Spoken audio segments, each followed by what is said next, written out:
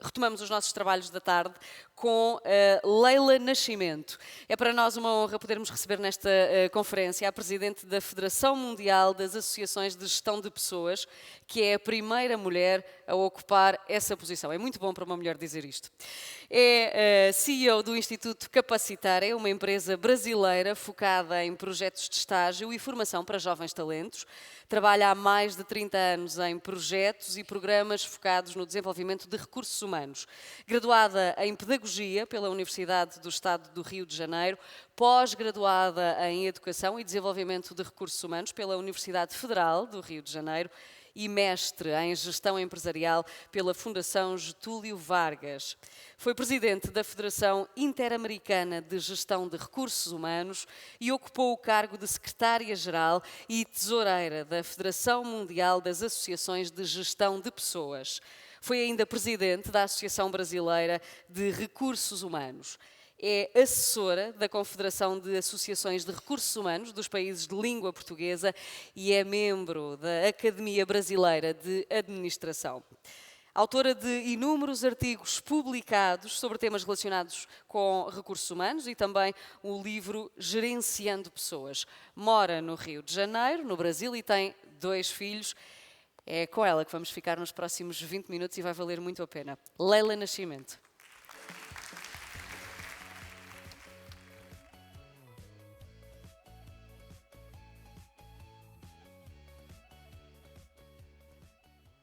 Boa tarde, prazer imenso estar novamente aqui em Lisboa, Portugal.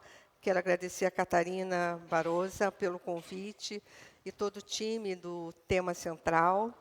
Quero agradecer estar aqui conosco o nosso presidente da Associação Portuguesa de Gestão Humana, Mário, muito obrigada por estar aqui conosco. E é um momento que eu vejo importante. Desse meu currículo todo, só tem uma coisa que eu valorizo muito. Sou avó de 2 netas.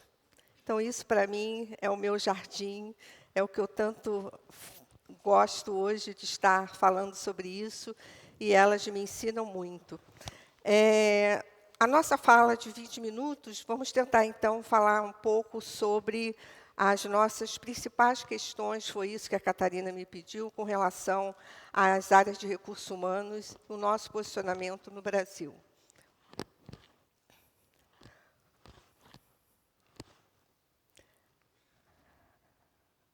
Bom, eu gostaria só brevemente de falar da Federação Mundial, e lembrando mais uma vez o Mário aqui da APG, o Mário falou assim, Leila, primeira mulher brasileira, mas da língua portuguesa, fale isso. E realmente é um orgulho estar levando o nosso idioma para esses 93 países da Federação Mundial. Nós, na Federação Mundial, temos o board. Cada federação continental tem 2 representantes nesse board. E nós temos a federação, né, a Confederação da África. Nós temos a Ásia-Pacífico, que engloba os países todos da Ásia-Pacífico. A Europeia, que estávamos aqui há pouco com o Lucas, que é o presidente.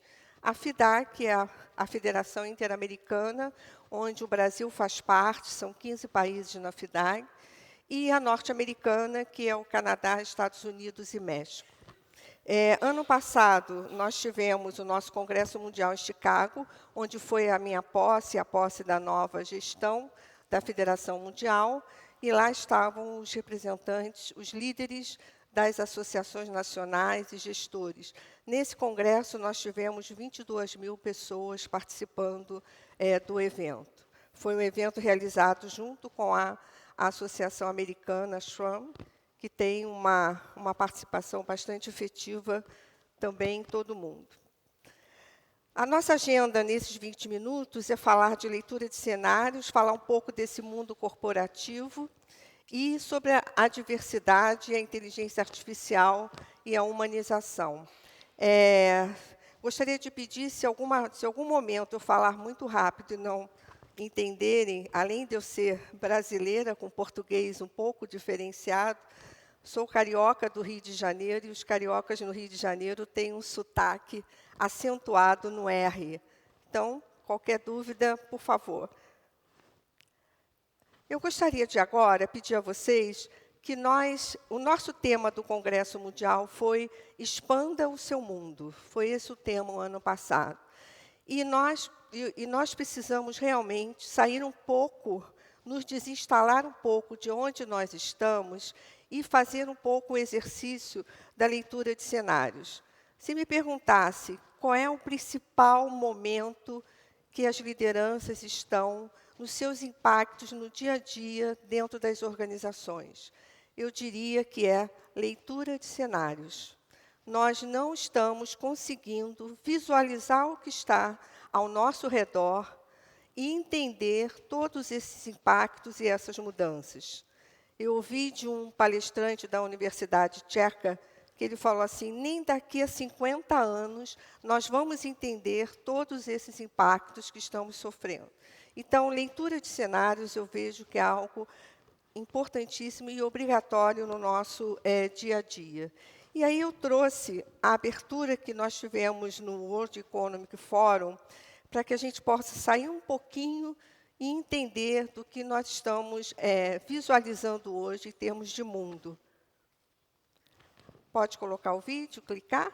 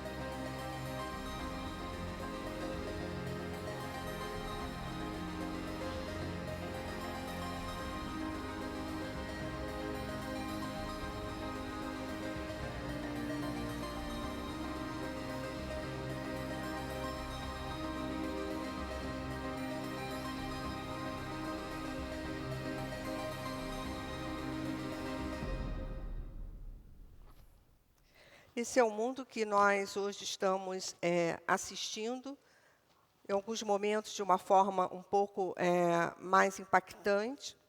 E eu trouxe 3 cenários que nós poderíamos estar refletindo aqui como profissionais de recursos humanos, entendendo um pouco essa mudança que nós estamos assistindo diariamente.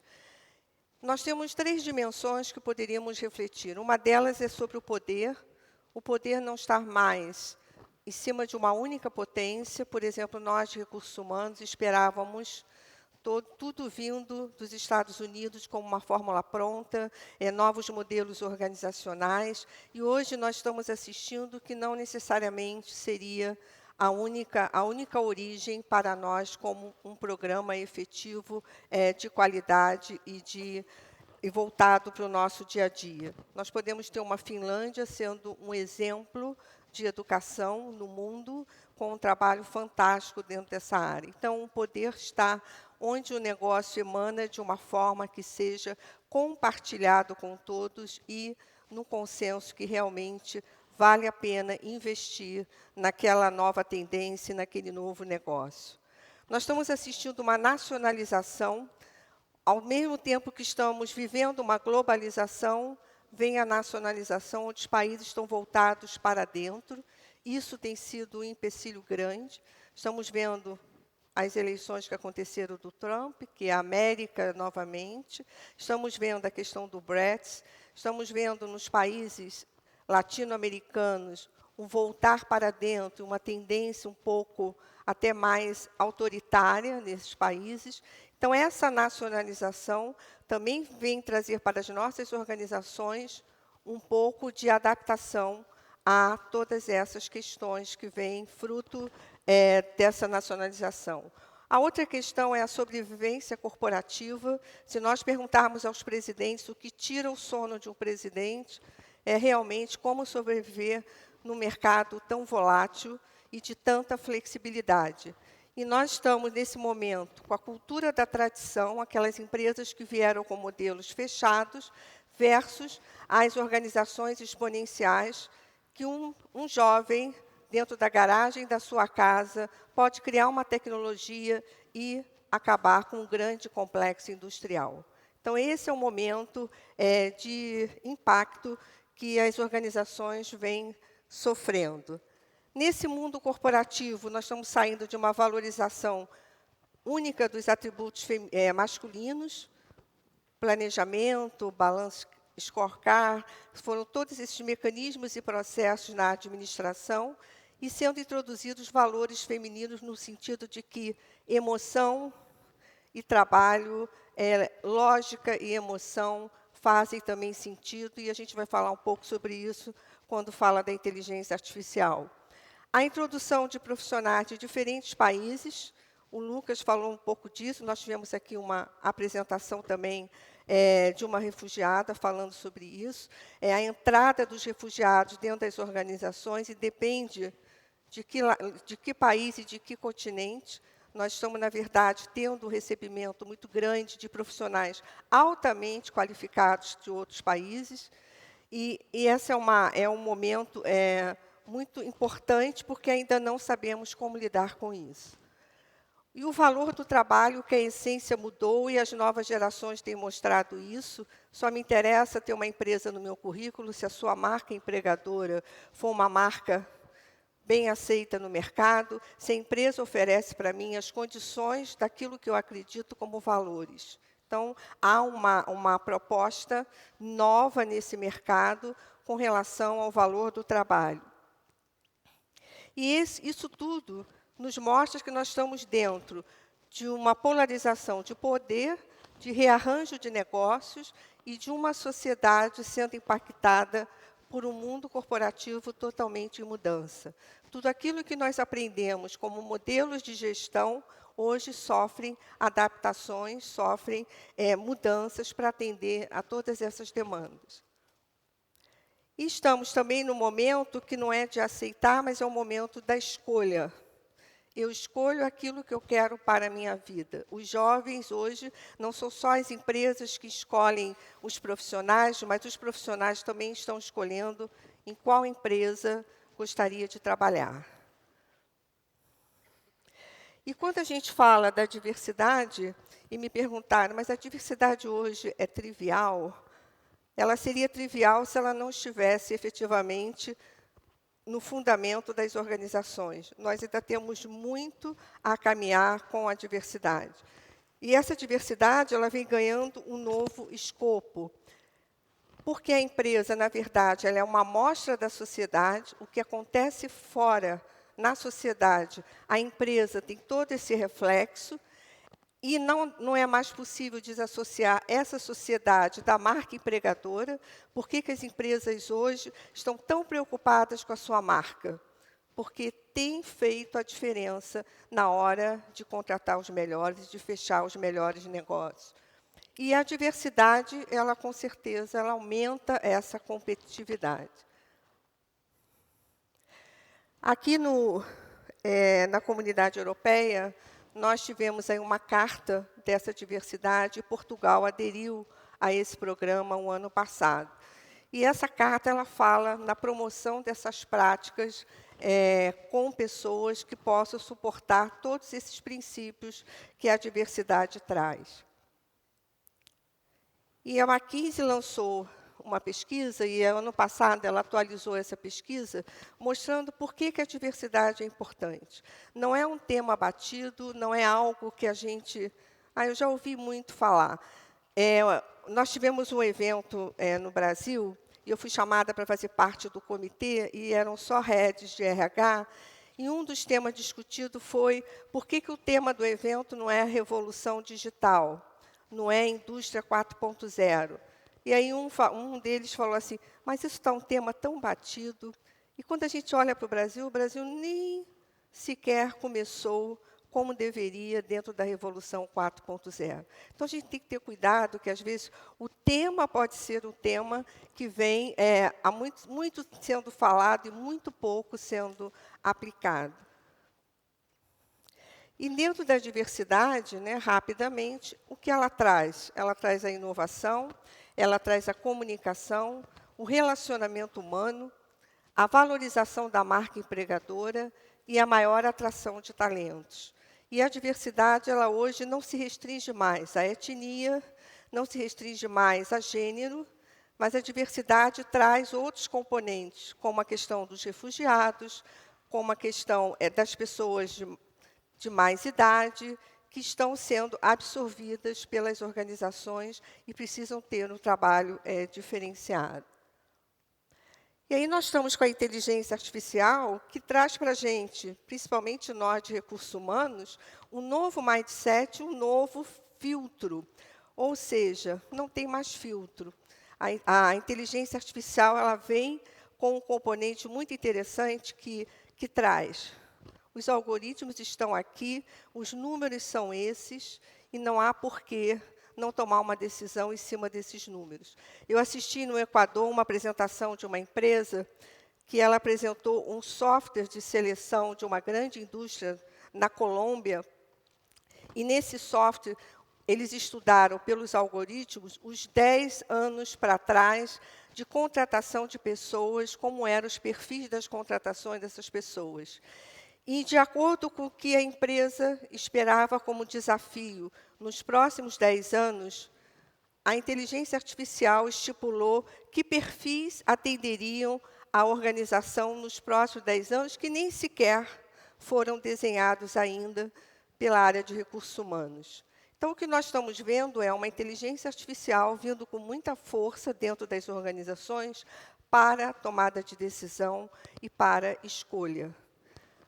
E aí eu trouxe para vocês um vídeo que vai nos dar aqui uma amostra disso.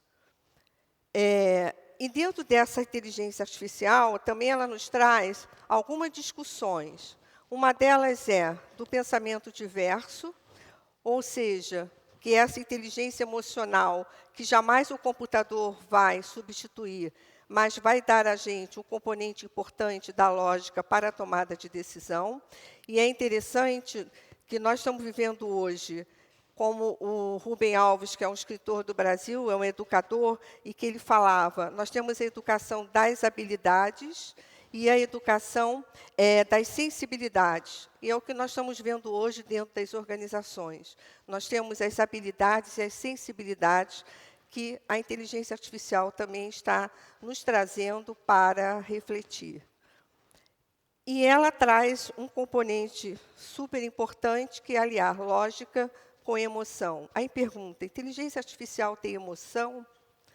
Ela tem emoção que o homem coloca nesse componente da inteligência artificial. Mas a gente vai ter alguns exemplos sobre isso aqui. E eu gostaria, então, de apresentar esse vídeo para vocês, que é sobre um processo seletivo de uma pessoa. Love analyzing and organizing and executing these kind of complex projects. And also, my master's degree in corporate law is just the kind of academic background that I think would help me excel. I'm sorry, but I don't believe that you're the person we're looking for. Really? I especially like that it's a cross-functional role between the operations and legal department. And with my communication skills and my outgoing personality, I'm just the person you're looking for. I appreciate your enthusiasm, but... And when can you start?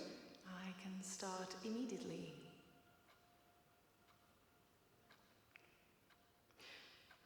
I'm sorry, I don't think you fit our profile. 4 years experience in delivering projects, and the majority of them on time and within budgetary estimates. Well, you have all the qualifications and experience for this role. It seems like you're the perfect candidate. Really? Thank you. You're welcome. It's my pleasure, Nadia.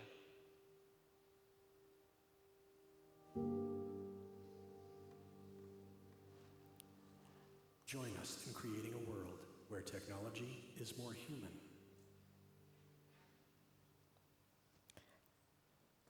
So, why should we? É uma tecnologia que traz um olhar sem filtros. Nós podíamos ter várias interpretações desse momento, desse processo seletivo, mas é por esse caminho que nós estamos vendo que a inteligência artificial vem contribuir nesse momento em recursos humanos.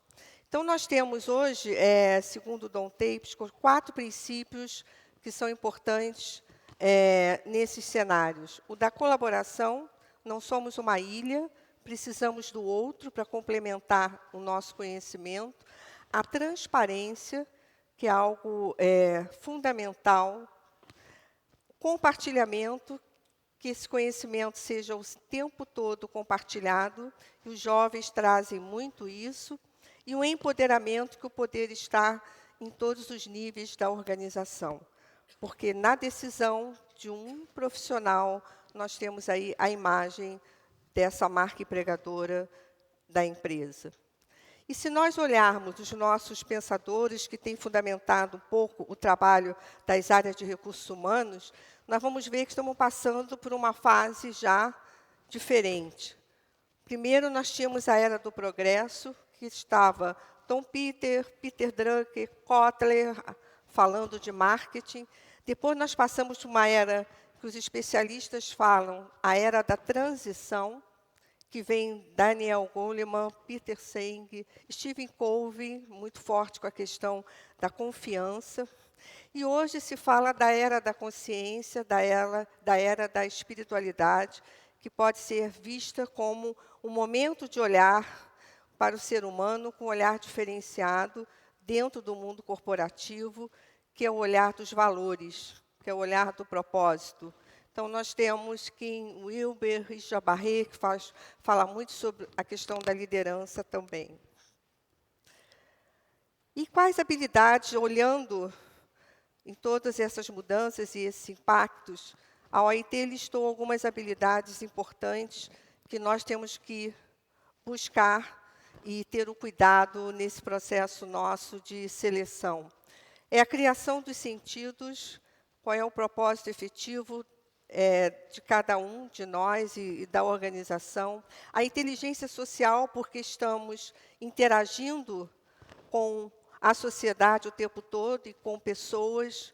O pensamento original e adaptativo, que é, na verdade, nós estamos sendo levados à criatividade e à inovação, mas à adaptação. Competência transcultural, que é entender um pouco essa relação mundo que está, com certeza, interferindo na nossa carreira e nas nossas organizações. O pensamento computacional, porque vamos trabalhar com algoritmos o tempo todo. Alfabetização de novas mídias, ok? Transdisciplinariedade. Quando eu fiz a minha pedagogia, eu jamais imaginei as outras dimensões de conhecimento que eu precisei adquirir. A mentalidade de desenho, que os jovens fazem isso muito bem, que é aquela fotografia da lógica, da objetividade. O domínio da carga cognitiva, porque estaremos trabalhando com esses algoritmos. E a colaboração virtual, que tem sido uma prática. Se eu dissesse qual é a atenção do RH diante desses cenários, eu diria só 3 momentos que precisamos. Da criatividade, no sentido de criar novas formas, novos processos, novos sistemas de trabalho. Os nossos modelos já passaram. Quando o Pedro falou da questão do RH estratégico, não é que eu não considere que o RH seja estratégico, tem que ser, mas já faz parte do DNA do RH. Eu não preciso dizer que o RH precisa ser estratégico, eu tenho que ser como profissional. A inovação, que é aquilo que eu entrego, eu só inovo quando eu entrego, e a ousadia, porque não tem como não ter a ousadia no momento de hoje que nós estamos vivendo. Não dá para ser só aceitar sem ter a ousadia de propor novas formas de trabalho. E quando se falou aqui em cultura, a cultura também tem sido algo que está se adaptando, porque são várias pessoas diferentes dentro do mesmo ambiente da empresa, e essa cultura sofre a influência dessas pessoas que integram a organização. E se olhar para os líderes, eu acho que foi bem falado aqui, nós estamos sendo levados a tomadas de decisão e relacionamento o tempo todo com as equipas.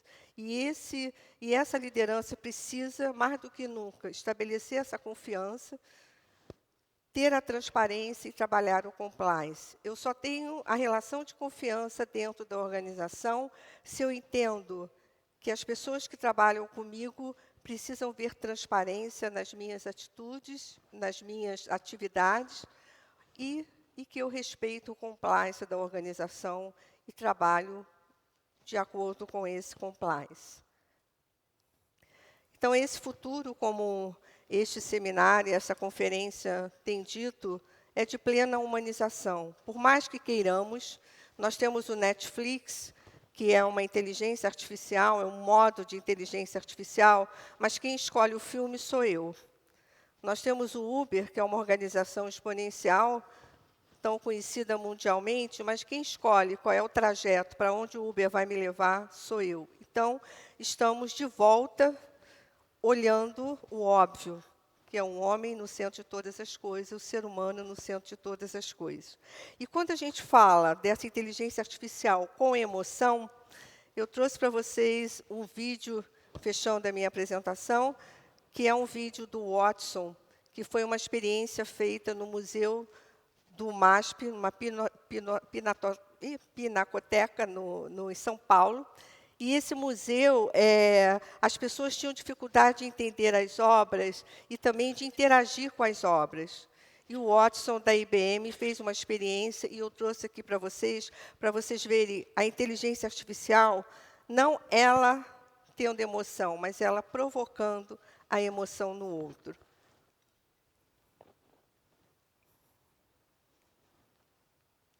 Uma coisa que eu não gosto do museu é algumas Mais artes atrás, que eu por não favor. entendo muito bem. Gosto da arte de ruas, grafites, e porque essas artes eu entendo mais e tem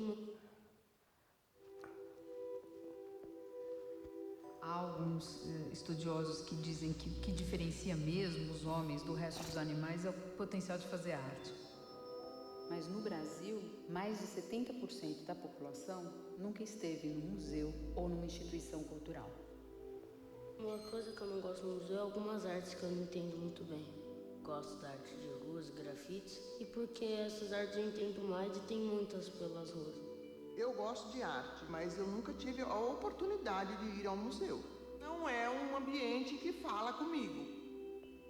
O que esse jovem, ou o que esse público que fala que não tem interesse em museus está precisando. Uma dessas possibilidades é que ele quer interagir mais com as obras, é que ele quer conversar com as obras.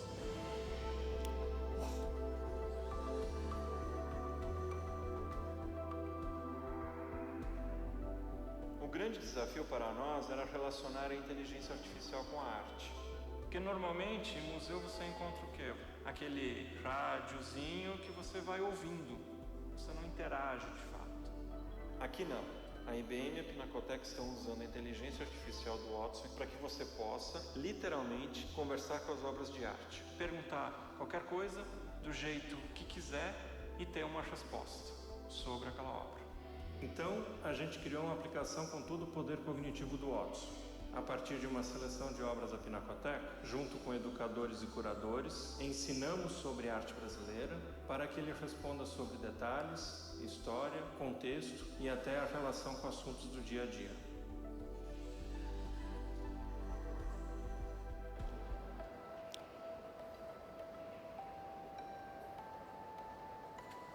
Qual o contexto histórico dessa obra? Quantas bananeiras tem no Bananal? E você, gosta de jogar futebol? Em 1934, o futebol já era um enorme sucesso no Brasil, mas trabalhando duro na lavoura. O mestiço provavelmente não tinha tempo para jogar. Por que é um amor impossível? O que são as duas figuras no quadro? Qual estilo de pintura foi usado nessa obra? O Bananal é uma mistura de dois estilos. O expressionismo é visto nas distorções da figura humana e o cubismo no paredão de folhas. Eu acho super válido conversar com essa arte de uma forma direta, podendo fazer perguntas totalmente malucas, não tendo vergonha das perguntas que ela pode colocar. Quantos anos ele tem? Essa obra é de 1967. Se estivesse vivo, esse porco teria 50 anos e seria o porco mais velho do mundo. De quem você tem saudade? Alguns elementos podem nos ajudar. O chapéu pendurado na parede indica que tinha um homem na casa. A foto em suas mãos, as lágrimas em seu rosto e as roupas pretas nos levam a crer que esse homem morreu. Tem a ver muito comigo, porque eu tenho saudade do meu pai. Muita.